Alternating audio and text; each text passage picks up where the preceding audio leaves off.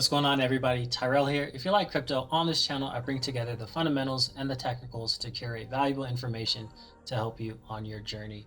A free way to support this channel is to like, comment, and subscribe. It really helps me out. And as soon as we hit 250 subscribers, I'm choosing 5 people at random to win $50. So if you haven't subscribed already, make sure to hit that subscribe button. We have some pretty interesting topics, so let's get right into it. Looking at the total crypto market cap, we're currently sitting at $1.59 trillion. So we're still oscillating. Not a lot of new money has come into the crypto market, so we're still in this accumulation phase. Looking at the altcoin market, still kind of sideways, I would say, at $866.5 billion. Looking at Bitcoin dominance, we're hovering at 45%. We can potentially see a cresting here. I don't have my crystal ball ready to tell you the future, but it kind of looks like it. Looking at Bitcoin on the 4-hour, we're currently sitting at $38,851, just below the $40,000 resistance area.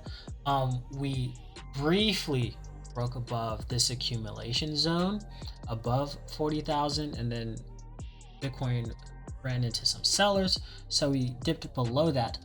However, we're going to draw some trend lines. So let's go like this. We have a rising trend line, and we go like this, and multiple points. We can see that price had broke above it, and then it came down a little bit. Will we potentially continue up higher? Who knows? Time will tell. So that's just something that I identified, and take that as you will. This is not financial advice, just my opinion. So let's go on to Ethereum. We're currently sitting at 2,429. Some really cool news around Ethereum. And for good measure, what we're going to do is just draw this trend line here and just wait and see. Like that. We're drawing shapes here. So we'll see what Ethereum does, the price of Ethereum does in the short term, so we can potentially see a break upwards or a break downwards. All right, let's get into some news. Panama is looking to follow the lead of El Salvador in making Bitcoin legal tender in Panama. So one of the Panamanian Congressman, Gabriel Silva, said it's important that Panama isn't left behind if they want to become a hub of technology and entrepreneurship. They need to support cryptocurrencies. He is preparing a proposal to present to the assembly. If you want to build with him, make sure to contact him. That's my rough translation. But it's interesting to see that other countries are now gaining the confidence to accept something else as currency that no entity or country has control over, such as like the US dollar, where the Federal Reserve can print trillions of dollars of it. But my thought, I've been listening to a couple of podcasts, mainly like the Bitcoin Mining Council on Twitter Spaces, and the DeFi Summit.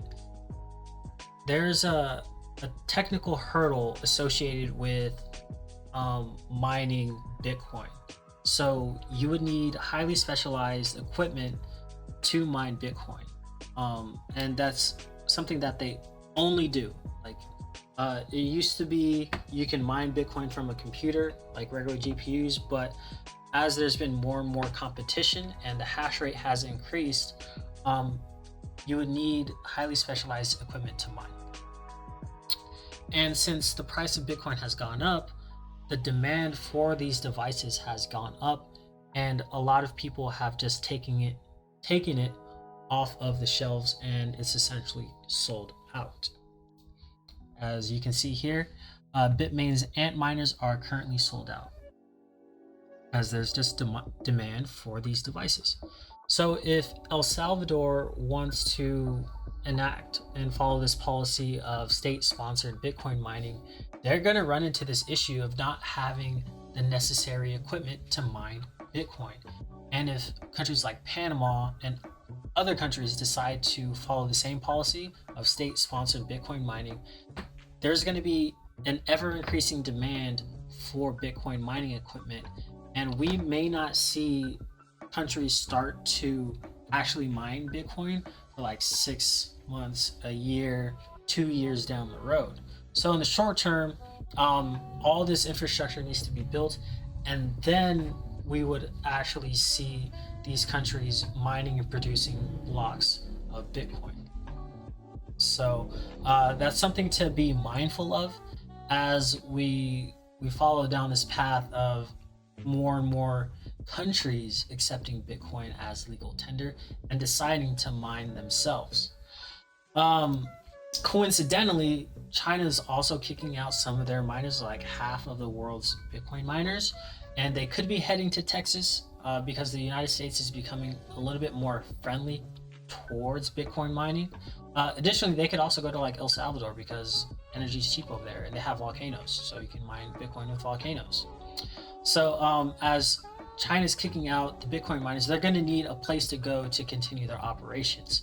And it would be a waste for them to take all of the mining equipment that they have and just throw it away.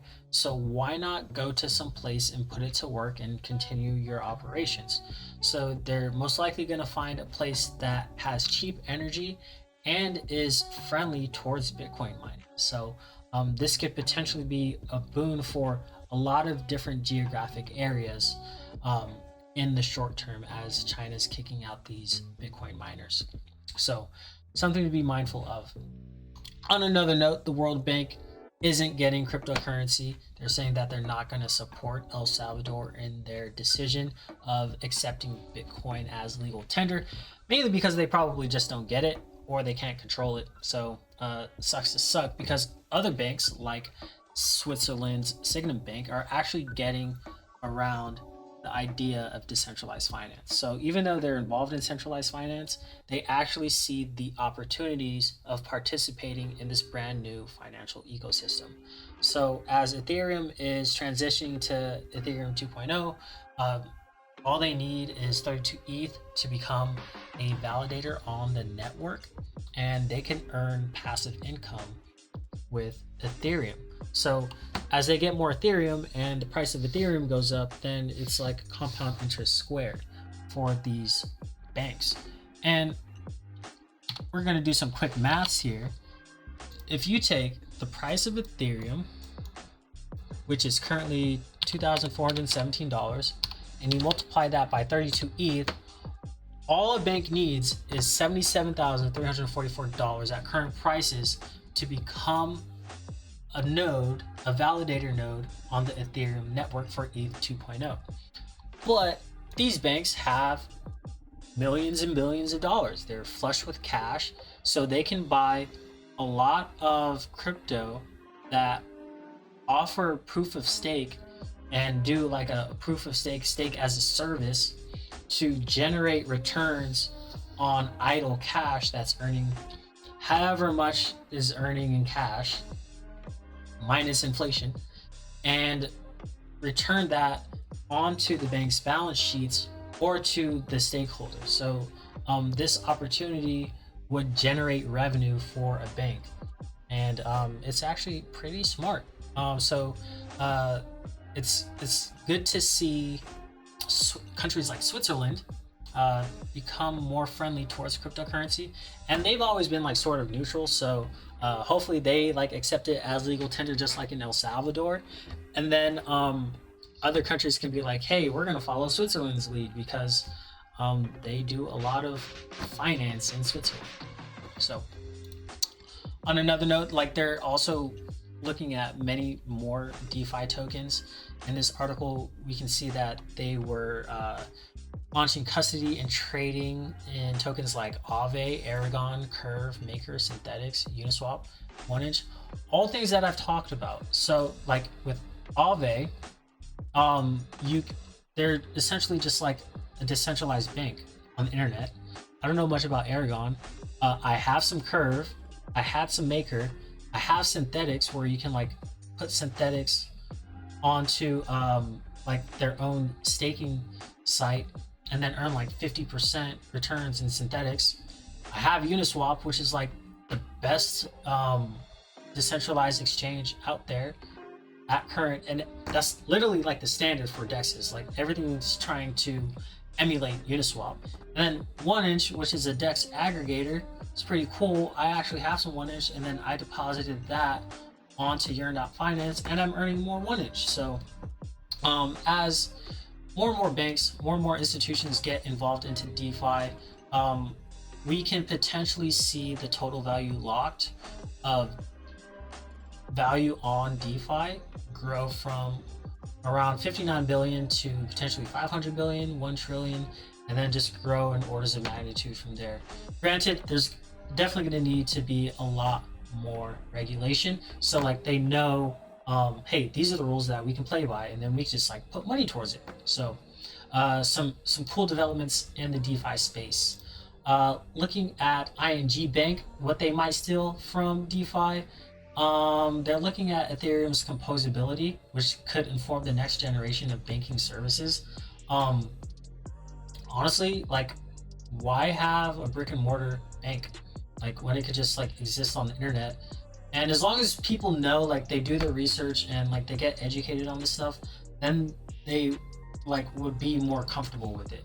So as mass adoption comes, people just need to be educated on this stuff and how to use it and some of the risks involved, which is why you can read the DeFi toolkit that I've talked about in my previous 2 videos that was released for the World Economic Forum. Now, I've been watching this DeFi Summit.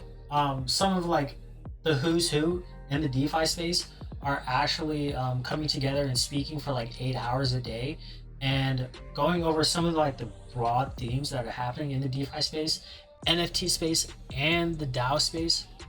I honestly think that decentralized autonomous organizations are going to be a really big thing on top of DeFi, and to some extent NFTs as well. Sorry, there's something in my eyes, they're just bothering me right now. So there's some really cool developments that I think would have a profound impact on many of the things that we take for granted today and just disrupt it all. So pretty cool stuff. Make sure to check that out if you haven't already. And I'll leave you with this. Bitcoin is the decoupling of money and state. Crypto is the decoupling of money and banks. DeFi is the decoupling of finance and Wall Street.